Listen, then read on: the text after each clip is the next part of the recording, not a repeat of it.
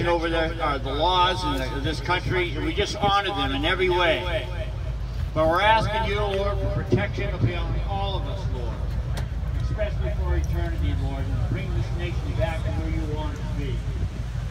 We're asking, God, that you would, your Holy Spirit would be upon all of us, Lord God, reminding them when Christ died on that cross, he gave us eternal life through his resurrection and cross.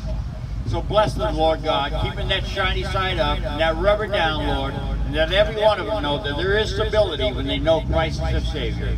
Bless them now in Jesus' name. Amen. You running this thing?